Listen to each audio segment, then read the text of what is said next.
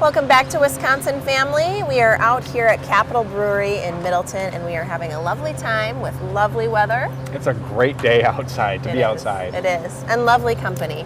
We're joined now by Jim Essence with Jim's Coins, and we're so glad to see you. Yeah, thank you for having me. Thank you for joining us. So Jim's over in Hilldale, and you have a lovely place, and you've brought some things to showcase today. But let's start with giving us some examples of sort of the ways in which people collect coins. What are some different ways you can collect? That's a great question. There's no set rules. There's no board of collectors that say you have to collect coins this way. It's what inspires you, basically. I love that. Rule-free. Right. It's a free-for-all. It's to enjoy, and you can do it whatever you like.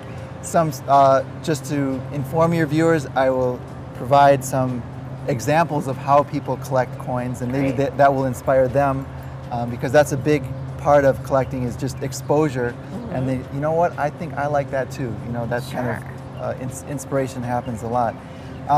Some people like to collect coins by date.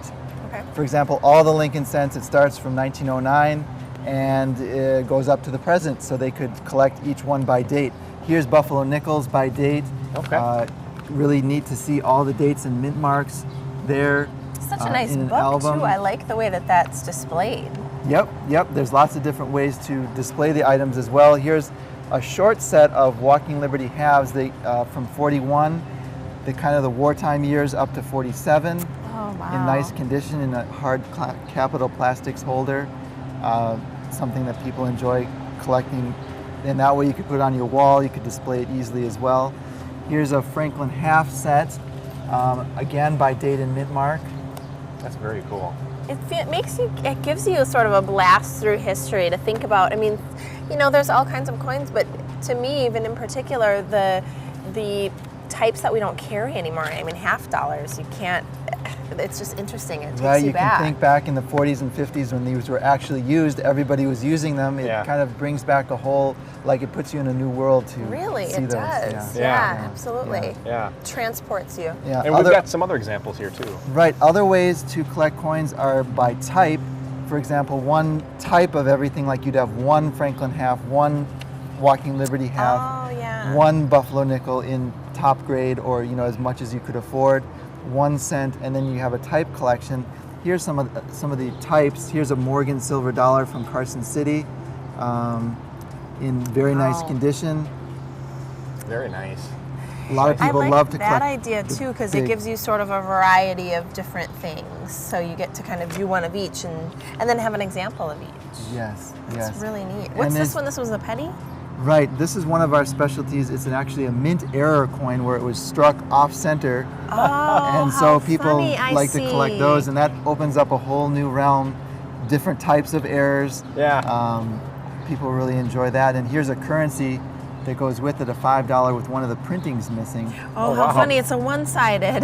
No, well, it's got the serial numbers, it's got the seals, but not the rest of the face, and then on the back it's normal. Oh, how funny is that? So they even make mistake in money. That makes me feel better about life. Right, yes. And you can learn about the minting process, the printing process, and talk about, kind of, if you do it with your youngster, you can talk about how did this occur? How could this have happened?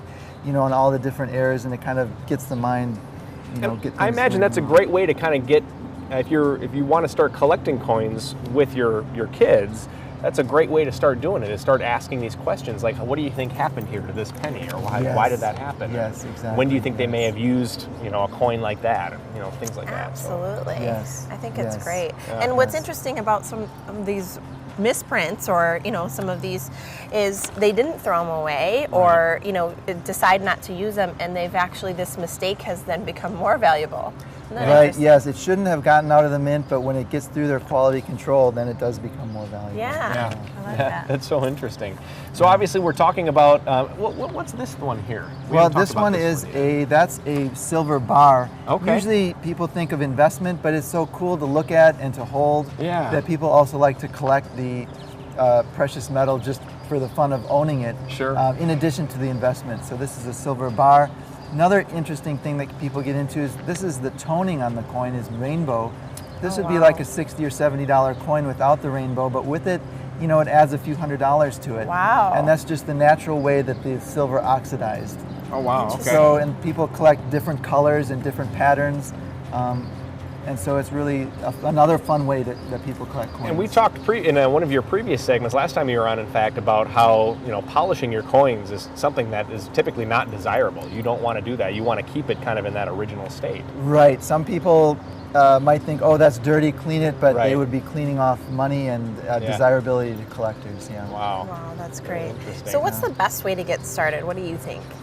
Well, there's to get started with and involved with your family and kids, there's the local Madison Coin Club. You can check out our website to see that.